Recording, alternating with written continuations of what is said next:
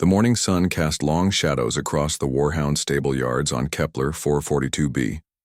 Kim Tae wiped the sweat from his forehead as he carried another heavy energy cell toward the feeding stations. The massive mechanical beasts towered above him, like metallic mountains, their dark armor gleaming in the early light. Tae was 17 years old and small for his age. While other boys his age carried plasma rifles and wore combat armor, he carried cleaning rags and energy cells. The military aptitude tests had been clear about his future. No combat training, no officer school, just stable duty on a forgotten, frontier planet. "Move faster, boy," shouted Sergeant Park Jun from across the yard. "Those warhounds won't feed themselves." Tae quickened his pace, though his arms ached from the weight of the energy cells. Each cell was the size of a watermelon and twice as heavy. The warhounds needed 6 cells each day to keep their systems running. With 23 warhounds in the stable, that meant 138 cells to carry, load, and connect every single day. The first warhound in line was Ironjaw, the largest of the pack. Standing 12 feet tall and weighing 8 tons, Ironjaw looked like a mechanical wolf built for war. His steel fangs could bite through tank armor. His shoulder-mounted plasma cannons could level buildings. His red optical sensors followed Tae's every movement. "Easy there, big guy," Tae whispered as he approached the feeding station. "I know you're hungry." Ironjaw lowered his massive head and Tae reached up to scratch behind his audio receptors. The warhound's tail, thick as a tree trunk, wagged slowly. Other soldiers laughed when they saw this. Warhounds were weapons, not pets. But Tae had always been different. "You talk to them like they're dogs," said Han Sol, another stable worker. Sul was older than Tae and had been here longer, but he still kept his distance from the warhounds. "They're just machines." "They're more than that," Tae replied, connecting the energy cell to Ironjaw's feeding port. "Watch their eyes. Listen to how they move. Each one is different." Sul shook his head and moved on to the next warhound. He did his job quickly and efficiently, never lingering, never talking to the machines. Most people work that way with the warhounds. Feed them, maintain them, stay out of their way. Tae was different. He had learned each warhound's personality over the past 2 years. Razor liked to have his claws cleaned after every meal. Storm always tilted her head when she heard Tae's voice. Thunder refused to eat unless Tae checked his weapon systems first. They were all unique, all special in their own ways. The other soldiers didn't understand. They saw the warhounds as complicated tools that needed to be controlled and commanded. When handlers tried to bond with their assigned warhounds, the results were usually poor. The machines would hesitate, refuse orders, or worse, shut down completely during training exercises. "The neural links are too sensitive," complained Lieutenant Nam Gil during the morning briefing. "The warhounds keep rejecting their handlers. We've had 6 failed bonding attempts this month alone." Commander Lee Hyun rubbed his temples. He was a good leader, but the warhound program was giving him headaches. The military had spent billions developing these war machines, but they couldn't get them to work properly with human handlers. "What about the stable boy?" suggested Sergeant Park Jun. "The machines seemed to like him." Commander Lee looked surprised. "Kim Tae? He failed every combat test we gave him. No tactical training, no weapon skills, no leadership potential. He's barely qualified to clean the stables." "I know, sir, but watch him work with the warhounds sometime. It's different." The commander made a note on his data pad but said nothing more. Tae continued his work, unaware that his future was being discussed in the command center above. The afternoon brought maintenance duties. Tae worked his way down the line of warhounds, checking their joints, cleaning their sensors, and running diagnostic tests on their weapon systems. It was careful work that required patience and attention to detail. When he reached Storm, the third warhound in line, she was acting strangely. Her optical sensors kept flickering, and her left rear leg, servo, was making a grinding noise. Tae ran his hands along her armored hull, feeling for vibrations and hot spots. "What's wrong, girl?" he asked softly. Storm lowered her head and opened her maintenance panel. Inside, Tae could see a loose connection in her neural processing unit. It was a simple fix, but one that required steady hands and careful timing. If he made a mistake, Storm could shut down permanently. Tae took a deep breath and reached into the panel. His fingers found the loose connection and gently reseated it. Storm's optical sensors stopped flickering immediately, and the grinding noise in her leg disappeared. "There you go," Tay said, closing the panel. "All better." Storm nuzzled Tay's shoulder with her massive head, nearly knocking him over. Her tail wagged so hard it dented the ground. As the day wore on, Tay noticed something strange in the distance. Ships were moving in the upper atmosphere, too far away to see clearly, but visible as small dots against the blue sky. Military transports usually followed set schedules, but these ships seemed to be moving in unusual patterns. "Hey, Saul," Tay called to his friend. "Do you see those ships up there?" Saul looked up and squinted. "Probably just a training exercise. Command is always running drills." But Tay wasn't convinced. The ships were too high for training exercises, and there were too many of them. He made a mental note to ask Sergeant Park about it later. The evening feeding went smoothly. All 23 Warhounds were healthy and responsive. Tay took extra time with each one, checking their systems and making sure they were comfortable for the night. As he worked, he noticed that they seemed more alert than usual. Their sensors swept the sky frequently, and their weapon systems hummed with barely contained energy. "You guys feel it too, don't you?" Tay asked Ironjaw as he finished the final diagnostic check. "Something's coming." Ironjaw's optical sensors met Tay's eyes. For a moment, it felt like the Warhound was trying to tell him something important. Then the moment passed and Ironjaw settled down for the night like all the others. Tay was cleaning his tools when the alarm sounded.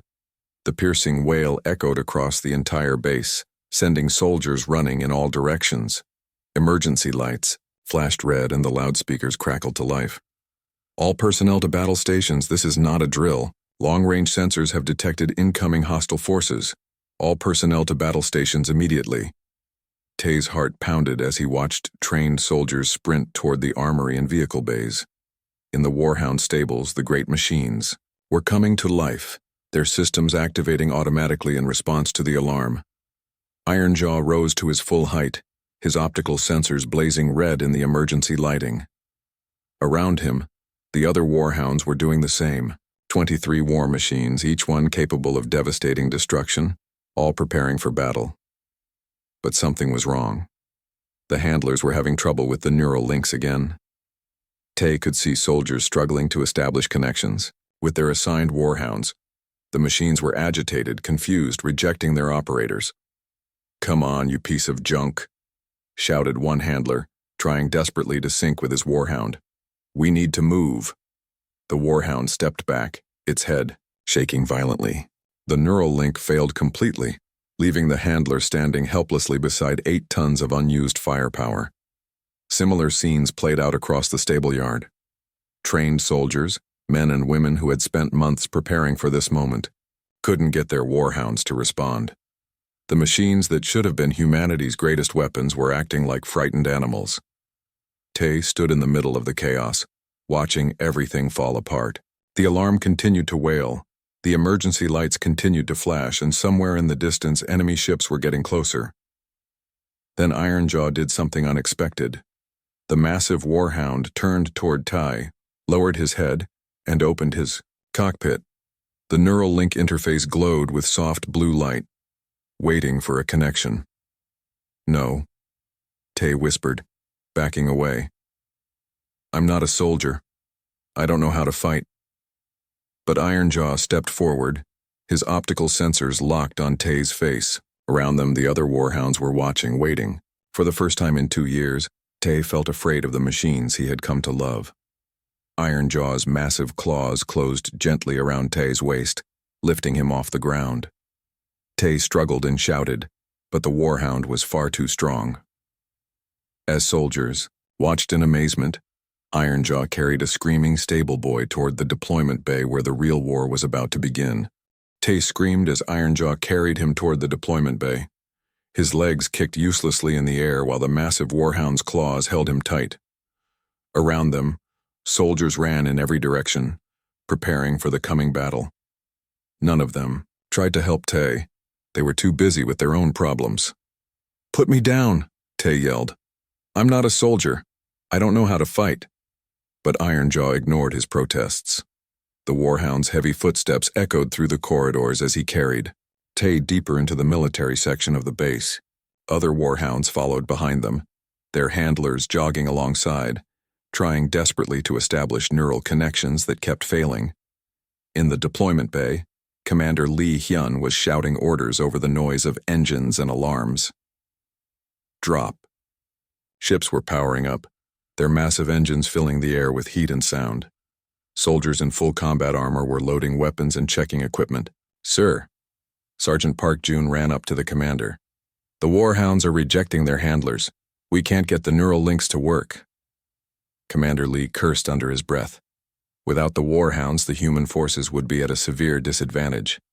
The enemy ships in orbit were massive, and intelligence reports suggested they carried thousands of heavily armed troops. That's when Ironjaw entered the bay, still carrying Tai. The massive warhound walked directly to an empty dropship and set Tai down in front of it. Then Ironjaw opened his cockpit and waited. "What is that stable boy doing here?" Commander Lee demanded. "The warhound brought him, sir," replied Sergeant Park. "Ironjaw has been trying to get Tai to climb into his cockpit for the past 10 minutes. Commander Lee looked at Tai, who was pressed against the wall, shaking with fear. The boy was pale and thin, wearing dirty work clothes instead of combat armor. He looked like he might faint at any moment. "You can't be serious," the commander said. "He's not trained for combat. He'll get himself killed out there." "Sir, we're out of options," Park replied. "None of the other handlers can make their connections work. If we don't deploy the warhounds, we're all dead anyway." The commander stared at Tai for a long moment. Outside, the enemy ships were getting closer. Long-range sensors showed hundreds of landing craft preparing to launch. Time was running out. "Fine," Commander Lee said finally. "Get him suited up. If the machine wants him, we'll give it a try." 2 soldiers grabbed Tai and dragged him to the equipment lockers. They pulled a combat suit over his work clothes and strapped a helmet onto his head. The suit was too big for him, hanging loose around his thin frame. "I can't do this," Tai whispered as they led him back to Ironjaw. "I don't know anything about fighting. Just hold on tight and try not to die," one of the soldiers said, pushing Tai toward the warhound's open cockpit. Tai climbed into the cockpit with shaking hands. The inside was cramped and filled with screens, buttons, and blinking lights. He had cleaned these cockpits hundreds of times, but never imagined sitting in one during actual combat. The moment Tai settled into the pilot's seat, something amazing happened. The neural link activated smoothly, connecting his mind to Ironjaw's systems. Information flooded into his brain: weapon status, engine power, sensor readings. It should have been overwhelming, but somehow it felt natural.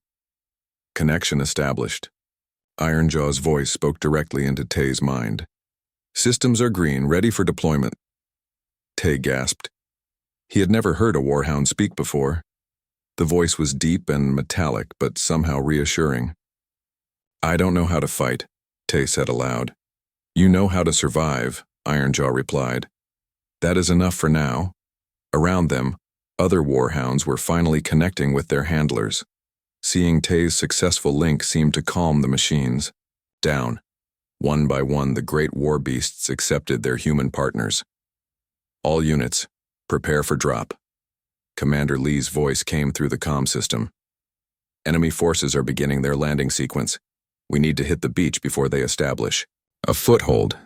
The dropships lifted off, carrying their cargo of warhounds and terrified humans toward the battle zone.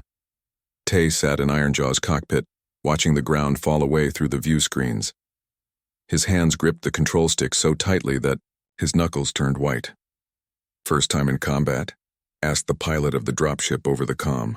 "First time in everything," Tai replied, his voice cracking. The pilot laughed, but not in a mean way. "Don't worry, kid. These warhounds know what they're doing. Just trust your machine and follow the others." Through the view screens, Tai could see the enemy ships for the first time. They were huge, dark vessels shaped like daggers. Smaller landing craft poured from their bellies like angry insects, heading for the planet's surface. "Karathi Empire," Ironjaw explained, reading Tai's thoughts through the neural link. "Reptilian species. 8 feet tall, heavily armed, no mercy for prisoners. They have conquered 12 worlds in the past 10 years. Tai's stomach felt sick. How many of them are there? Approximately 50,000 troops in the first wave, Ironjaw replied. We have 800 human soldiers and 23 warhounds. The numbers were not encouraging. Tay closed his eyes and tried to control his breathing. This was really happening. In a few minutes, he would be fighting for his life against alien warriors who had conquered entire worlds. The dropship shuddered as it entered the planet's atmosphere. Outside, Tay could see the glow of plasma fire as the enemy engaged human defensive positions. The beach where they were landing was already under attack. 30 seconds to drop, the pilot announced. Tay's heart hammered against his ribs. Through the neural link, he could feel Ironjaw's systems preparing for combat. Weapons powering up, sensors scanning for targets, armor plates adjusting for maximum protection. I'm scared, Tay whispered. Fear keeps you alive, Ironjaw replied. Use it. The dropship's cargo bay opened, and Tay got his first look at the battlefield. The beach was chaos. Human soldiers were pinned down behind crashed vehicles and makeshift barriers, while alien warriors advanced across the sand. The Karathi were exactly as Ironjaw had described, 8 feet tall, covered in dark scales, carrying weapons that fired bolts of blue plasma. Go, go, go, the pilot shouted. The warhounds leaped from the dropship, landing hard on the beach sand. Tay screamed as Ironjaw hit the ground, the impact rattling his teeth. Around them, other warhounds were landing and immediately engaging the enemy. Sergeant Park June's warhound Thunder opened fire with its shoulder cannons, sending plasma bolts into a group of advancing Karathi. The aliens scattered, but more kept coming. There seemed to be no end to them. Tay, stay close to the other units. Park's voice came through the comm. Don't try to be a hero. But the Karathi had different plans. A squad of alien warriors with heavy weapons had spotted Ironjaw and identified him as a priority target. Plasma bolts began striking the sand around them, each one hot enough to turn silicon into glass. Move, Ironjaw said, and suddenly they were running. Tay had never imagined how fast a warhound could move. Ironjaw's powerful legs carried them across the beach in great bounding leaps, dodging plasma fire and jumping over obstacles. The neural link let Tay feel every movement, every decision the warhound made. A Karathi warrior stepped out from behind a rock, raising a weapon toward them. Tay saw the alien's scaled face, its yellow eyes, its finger tightening on the trigger. Time seemed to slow down. Shoot, Ironjaw commanded. Tay's hands moved without thinking, pressing the firing controls. Ironjaw's plasma cannons roared, and the Karathi warrior disappeared in a flash of blue light. Tay stared at the spot where the alien had been standing, unable to believe what had just happened. First kill, Ironjaw noted. You did well. But there was no time to think about it. More Karathi were advancing, and the human forces were being pushed back toward the cliffs. Several warhounds had already been damaged or destroyed, their handlers either dead or wounded. Tay watched in horror as Thunder took a direct hit from a Karathi heavy weapon. The warhound staggered, sparks flying from its damaged leg. Sergeant, Park's voice came through the comm, tight with pain. Thunder's down, I'm hit, need assistance. Tay wanted to help, but more plasma bolts were striking around Ironjaw. The aliens seemed to be targeting them specifically, as if they knew Tay was the weakest link in the human forces. Why are they focusing on us? Tay asked. You are unknown, Ironjaw replied, firing back at the attacking Karathi. They cannot predict your actions. This makes you dangerous to them. A massive explosion rocked the beach as a Karathi heavy weapons team destroyed one of the human defensive positions. Soldiers scattered in all directions, some of them on fire, others not moving at all. Commander Lee's voice came through the comm, barely audible over the noise of battle. All units, fall back to secondary positions. We cannot hold the beach. The retreat began, but it was not organized or orderly. It was chaos. Human soldiers ran for their lives while Karathi warriors advanced across the sand, their plasma weapons cutting down anyone too slow to reach cover. Tay found himself separated from the other warhounds as Ironjaw carried him toward the cliffs. Behind them, the aliens were winning. Ahead of them was unknown territory and the growing certainty that this war was already lost. "What do we do now?" Tay asked as they reached the rocky ground above the beach. Ironjaw's optical sensors swept the horizon, analyzing the tactical situation. When he spoke, his voice was grim.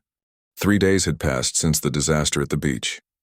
Tay and Ironjaw were alone in the rocky hills, cut off from all human forces. The retreat had scattered everyone, and Tay had no idea if any other soldiers were still alive. His stomach growled with hunger. The emergency rations in Ironjaw's storage compartment had run out yesterday. Water was running low too. Worse, Karathi patrol ships flew overhead every few hours, their sensors sweeping the ground for survivors. "We need to find food and water," Tay said, his voice hoarse from thirst. "Agreed," Ironjaw replied through the neural link. "But first we must avoid detection. 3 patrol ships are approaching from the east." Tay could see them through Ironjaw's sensors. Dark shapes moving across the sky like metal birds of prey. The Warhound quickly moved into the shadow of a large rock formation, powering down all non-essential systems to avoid detection. They waited in silence as the ships passed, overhead. Tay held his breath, knowing that discovery meant certain death. The Karathi did not take prisoners. He had seen enough of their work on the beach to know that. When the ships were gone, Ironjaw powered up again. "Clear for now. We should move to higher ground and establish a better position." As they climbed through the rocky terrain, Tay thought about everything that had gone wrong. The human forces had been completely outmatched. Better weapons, better tactics, better technology. The Karathi had advantages in every area that mattered. "Why did we lose so badly?" Tay asked. "Your military fights by rules," Ironjaw explained. "Formation attacks, coordinated movements, predictable patterns. The Karathi have studied human tactics for years. They know what to expect. But you're different, aren't you, you Warhounds? We were built to adapt and survive.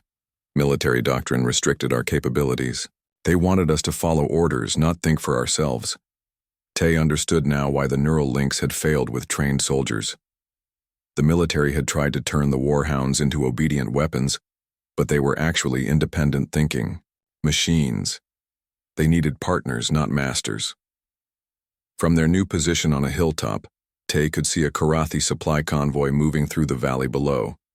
6 large vehicles carrying equipment and supplies protected by armed escorts. It was a tempting target, but also incredibly dangerous. "We should avoid them," Tay said. "We're just one Warhound against dozens of soldiers." "Are we?" Ironjaw asked. "Look closer." Through the enhanced sensors, Tay studied the convoy more carefully. The vehicles were heavily loaded but moving slowly. The escort soldiers looked relaxed, confident. They weren't expecting trouble in their own controlled territory. They think they've already won, Tay realized. Exactly. And that makes them vulnerable. Something stirred inside Tay's chest. Not courage exactly, but something deeper. Anger at being hunted. Fury at watching his friends die on the beach. A growing determination to make the aliens pay for what they had done. "What are you thinking?" Ironjaw asked, reading his emotions through the neural link. "I'm thinking about Han Sol," Tay replied. "He was my friend. I saw him die on the beach. These aliens killed him like he was nothing. Revenge is dangerous. It makes you reckless. Maybe reckless is what we need right now." Tay studied the convoy again, but this time he wasn't thinking like a soldier. He was thinking like someone who had spent 2 years maintaining complex machines. Someone who understood how systems worked and how they could fail. "The third vehicle," he said. "It's carrying fuel cells. If we hit that one, the explosion will damage the others. The escort will respond immediately. We would be outnumbered 20-1. Not if we don't fight like soldiers." Tay guided Ironjaw down the hillside, using the rocky terrain for cover. They moved slowly, carefully, staying hidden until they reached a position overlooking the convoy's route. Then they waited. The lead vehicle passed below them, followed by the second. Tay's heart pounded as the fuel transport approached. He had never ambushed anyone before, never planned an attack. but somehow it felt natural, like a predator waiting for prey. "Now," he whispered. Ironjaw's plasma cannons fired once, a precise shot that struck the fuel transport's reactor core. The explosion was massive, a ball of fire that lit up the entire valley. The blast knocked over 2 other vehicles and sent debris flying in all directions. Karathi soldiers poured out of the surviving vehicles, weapons ready, looking for targets, but Tay and Ironjaw were already moving, using the smoke and confusion to relocate. By the time the aliens organized their response, their attackers had vanished. "Efficient," Ironjaw commented as they watched from a new position. "You think differently than trained soldiers." "I don't know what I'm doing," Tay admitted. "I'm just trying to survive." "Perhaps that is better than knowing what you are doing." The attack on the convoy was just the beginning. Over the next 2 days, Tay and Ironjaw struck 3 more targets. They sabotaged a communications relay, destroyed a supply depot, and ambushed a patrol unit. Each attack was different, unpredictable, targeting weaknesses that military doctrine would never consider. But they weren't alone anymore. Other warhounds began appearing, their handlers either dead or separated during the retreat. The great machines seemed drawn to Ironjaw and Tay, recognizing something that their original partners had lacked. Storm was the first to join them, her optical sensors flickering with damage from the beach battle. Then came Razor, his left arm, cannon destroyed but still functional. One by one they gathered, damaged warhounds with no human handlers, following Tay because he was the only person who seemed to understand them. "This is not normal," Ironjaw observed as they made camp in a hidden cave. "Warhounds do not form independent groups." "Maybe you were never allowed to before," Tay replied. He moved among the gathered warhounds, checking their systems and making what repairs he could with salvaged parts. It reminded him of his old job in the stables, except now he was working by firelight in a cave, while enemy forces hunted for them. Storm nuzzled against his shoulder as he worked on her damaged sensors. Razor lowered his massive head so Tay could reach a loose connection in his targeting system. They trusted him completely, these machines of war, in a way they had never trusted their military handlers. "You are becoming their pack leader," Ironjaw said. "I'm just a stable boy," Tay protested. "You were a stable boy. Now you are something else." That night, Tay dreamed of the beach battle. He saw Sergeant Park falling, saw the human soldiers running, in terror, saw the aliens advancing with their plasma weapons blazing, but in his dream, things were different. Instead of running, the humans fought back. Instead of following orders, they followed instinct. He woke to find 6 warhounds watching him with glowing optical sensors, waiting for orders, waiting for leadership, waiting for him to decide what came next. Through Ironjaw's sensors, Tay detected movement in the valley below. A large Karathi force was setting up a temporary base, complete with defensive barriers and heavy weapons. Intelligence-gathering equipment suggested they were preparing for a major operation. "They're planning something big," Tay said. "Agreed. This appears to be a staging area for an assault on the main human colony." The colony was 200 miles away, home to 50,000 civilians. If the Karathi attacked there, it would be a massacre. The remaining human military forces were scattered and demoralized. They couldn't mount an effective defense. But maybe they didn't have to fight like soldiers. Maybe there was another way. Tay looked at his small pack of warhounds, 6 damaged machines and 1 untrained teenager against an alien army. The odds were impossible. Any sane person would run, try to escape, hope someone else would solve the problem. "We need to warn the colony," Tay said finally. "The Karathi have established communication jammers throughout this region. No signals. Can get through. Then we'll have to get through ourselves." Ironjaw's optical sensors focused on Tai's face. "That would require crossing directly through the heart of enemy territory. The risk is enormous." Tay stood up and walked to the cave entrance. Outside, the alien base sprawled across the valley like a metal infection. Hundreds of soldiers, dozens of vehicles, enough firepower to level a city. Han Sol used to say that, "Sometimes you have to do something stupid to do something smart," Tay said. "Your friend was a philosopher?" No, he was just trying to make me feel better about failing my tests. Tay turned back to face the waiting warhounds. But maybe he was right. Maybe stupid is exactly what we need.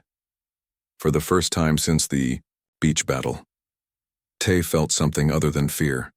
It wasn't courage. He was still terrified. It was something deeper, more primal.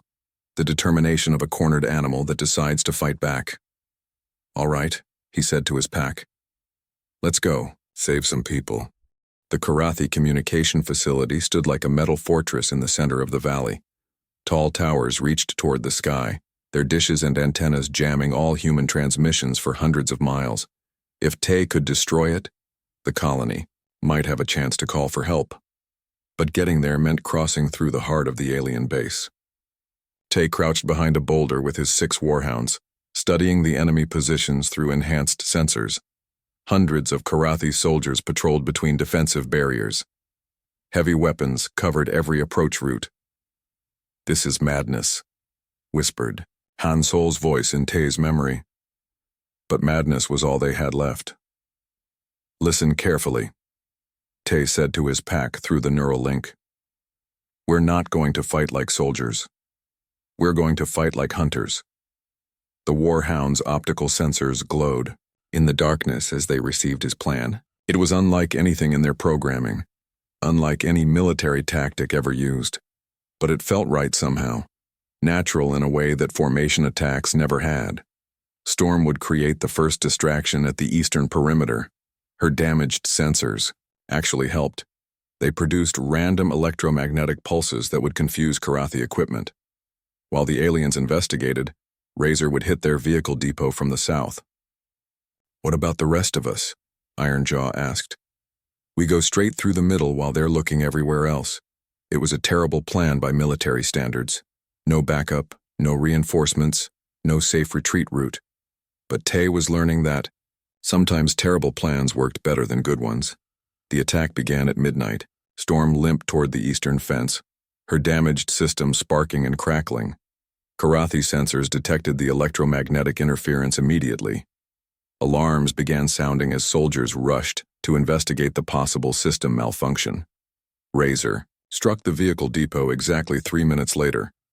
His plasma cannons turned 6 Karathi transports into burning metal, sending flames high into the night sky. More alarms sounded as emergency teams rushed toward the new crisis. That's when Tay made his move. With 4 warhounds following behind him, he walked straight through the main gate of the Karathi base. Not running, not sneaking, just walking, like he belonged there. The aliens were so focused on the attacks at their perimeter that they didn't notice the enemy moving through their center. "This should not work," Ironjaw muttered, as they passed a group of Karathi soldiers running toward the vehicle depot. "That's why it does work," Tay replied. They made it halfway to the communication center before a Karathi patrol spotted them. The alien warrior raised his weapon, but Tay was already moving. Thunder's shoulder cannons fired once, and the patrol disappeared in a flash of blue light.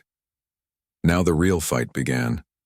Karathi soldiers poured from every direction, plasma bolts lighting up the night like deadly fireworks. Tay found himself in the middle of a battle unlike anything from his training. Simulations. This wasn't about formations or tactics. This was about staying alive from one second to the next. "Move," he shouted, and the warhounds scattered in different directions. Each machine became an independent hunter, using its own judgment to find targets and avoid destruction. They worked together without speaking, coordinating through shared sensor, data, and instinct. It was beautiful and terrifying at the same time. Thunder crushed 3 Karathi soldiers under his massive feet, while his cannons cleared a path toward the communication center. Lightning used her speed to circle around enemy positions, striking from unexpected angles. Razor, even with his damaged weapons, provided covering fire for the others. Tay guided Ironjaw through the chaos, dodging plasma bolts and jumping over defensive barriers. His heart pounded with fear and excitement. Every muscle in his body screamed with tension, but his mind was crystal clear.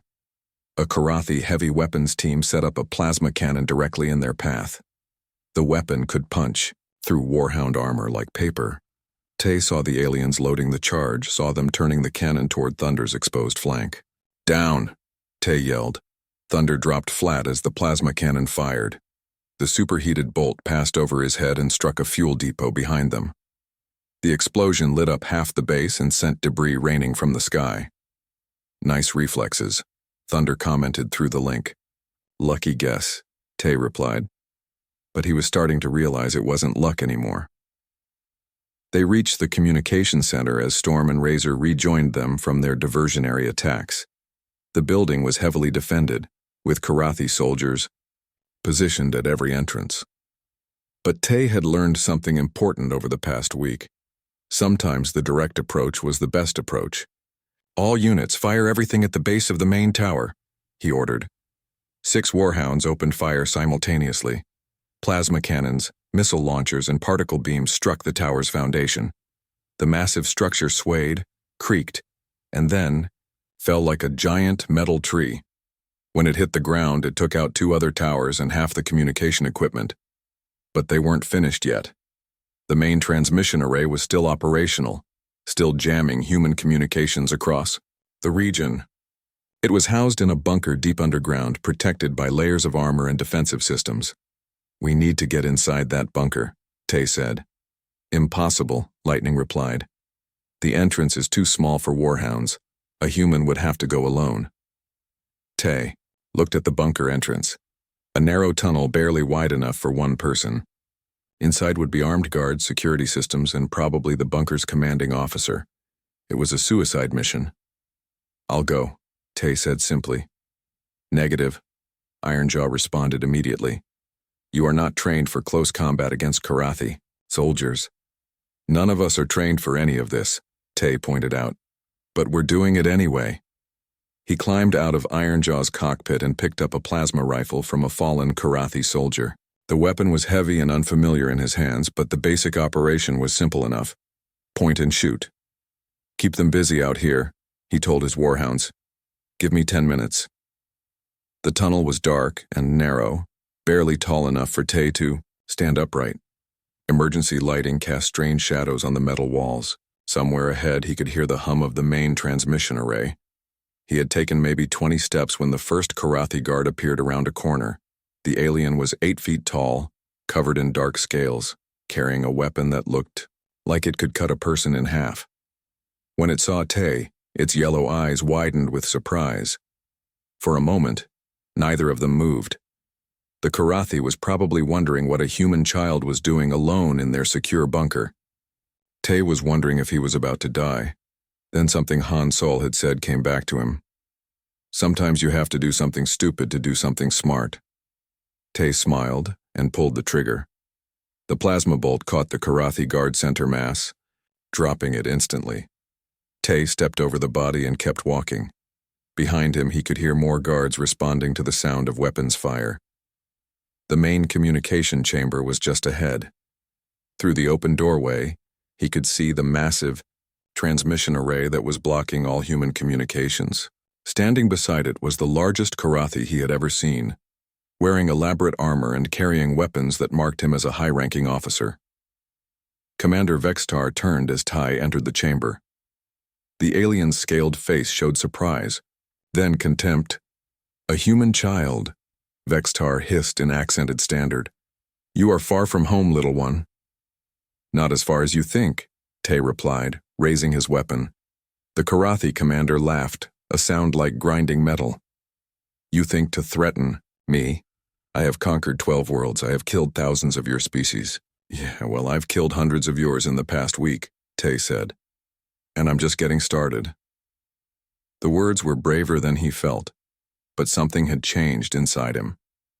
The scared, stable boy was still there, but he was buried beneath layers of anger, determination, and hard-earned experience. Commander Vextar activated his personal shield and drew an energy blade. "Then let us see what one human child can accomplish against a true warrior." Tay looked at the alien commander, then at the communication array behind him. 10 minutes, he had told his warhounds. Time was running out, and the fate of 50,000 colonists depended on what happened in the next few moments. Outside, He could hear the sounds of battle as his pack fought to keep the Karathi forces busy. They were depending on him, just as the colony was depending on him. For the first time, since this all began, Tay felt ready for what came next. Commander Vexistar moved like lightning, his energy blade cutting through the air where Tay's head had been a second earlier. The alien was fast, trained, and experienced in combat. Tay was none of those things. But Tay had something the Karathi commander didn't expect. He had spent 2 years learning to think like the machines he worked with, and machines were very good at solving problems. Instead of trying to fight like a soldier, Tay fought like a mechanic. When Vextar swung his blade, Tay didn't try to block it. He rolled under a control console and kicked out one of its support legs. The heavy equipment crashed down, forcing the alien to jump backward. "Clever," Vextar hissed. "But tricks will not save you." The commander fired his plasma pistol, but Tay was already moving. He had noticed something important about the communication chamber. It was full of delicate equipment that couldn't handle stray weapons fire. Every shot Vextar missed damaged something critical. Tay grabbed a toolkit from a maintenance station and threw it at the alien's head. Vextar ducked and his return shot hit the main power coupling for the transmission array. Sparks flew as systems began shutting down. "You are destroying my equipment," Vextar roared. "That's the idea," Tay replied, diving behind another console, as more plasma bolts flew past. Outside, the sounds of battle were getting closer.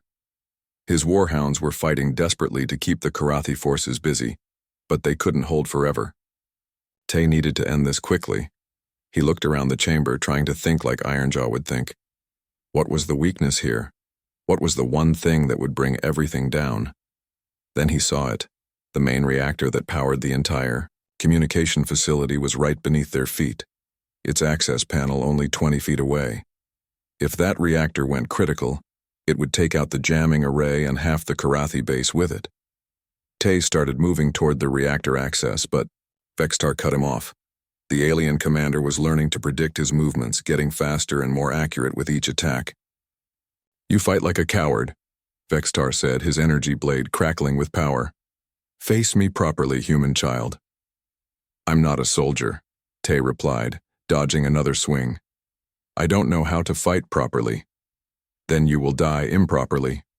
Vextar's next attack nearly took Tay's arm off. The energy blade sliced through his combat suit and left a burning line across his shoulder. Pain shot through his body, but he kept moving. Through his neural link with Ironjaw, Tay could feel his warhound's concern. The connection worked both ways. Ironjaw could sense that Tay was injured and in danger. "Hold position," Tay commanded through the link. "I need 3 more minutes." "You may not have 3 more minutes," Ironjaw replied. Tay knew his friend was right. Vextar was getting closer with each attack, and Tay was getting tired. His shoulder burned where the energy blade had cut him, and he was running out of places to hide. But then he remembered something Han Sol had said during one of their conversations in the stable. "You know what the difference is between humans and machines, Tay? Machines quit when they break. Humans keep going." Tay stopped running. He turned to face Commander Vextar, plasma rifle in his hands, standing directly in front of the reactor access panel. The alien commander smiled, showing rows of sharp teeth. "Finally ready to die with honor?" Vextar asked. "No," Tay said. "Ready to live with purpose." He fired the plasma rifle, not at Vextar, but at the ceiling above the alien commander. Metal support beams came crashing down, forcing Vextar to dodge to the side.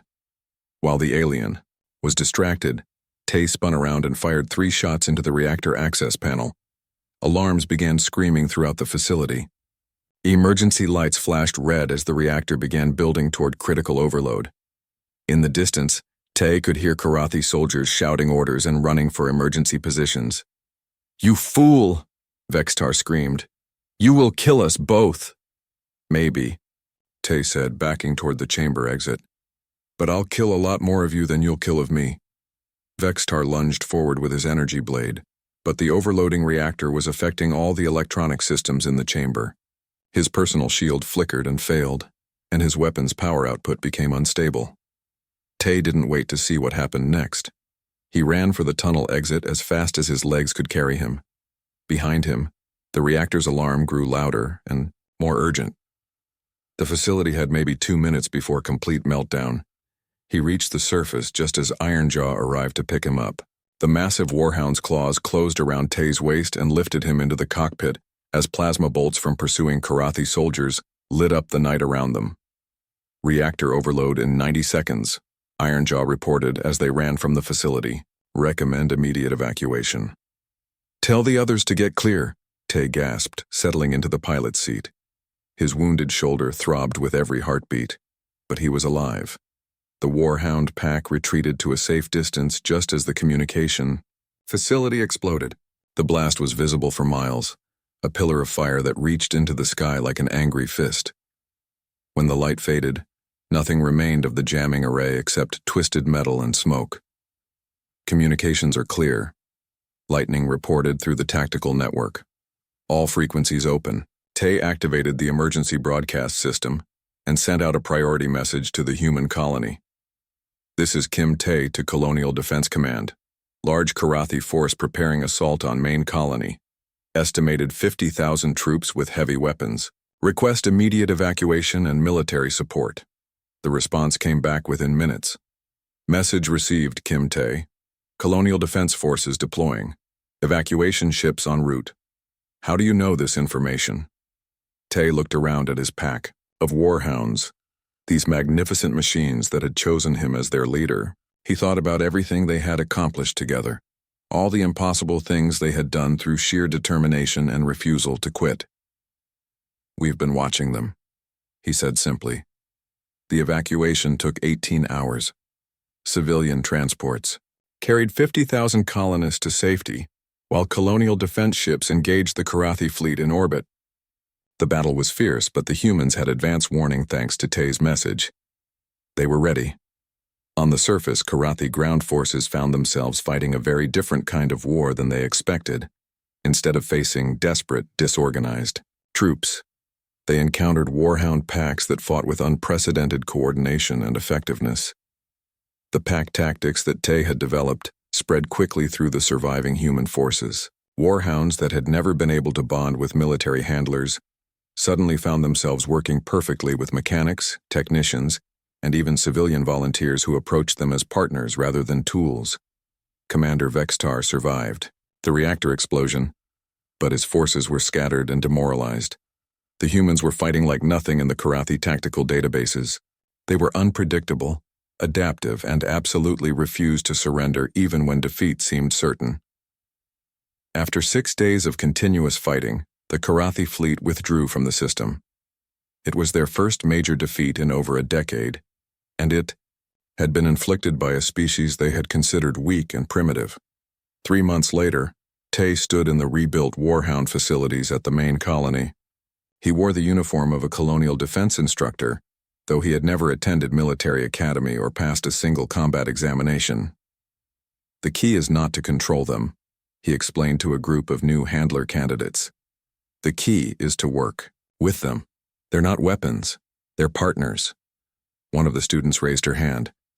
But Instructor Kim, what if we're not good enough? What if we fail like the handlers before the war? Tay smiled, remembering his own fears in those early shows when everyone fails sometimes, but failing doesn't make you weak. Giving up makes you weak. He walked over to Ironjaw, who was demonstrating bonding techniques with another warhound. The great machine lowered his head so Tay could check his optical sensors, just like in the old days at the stable. Besides, Tay added, you don't have to be the best soldier to be the right partner.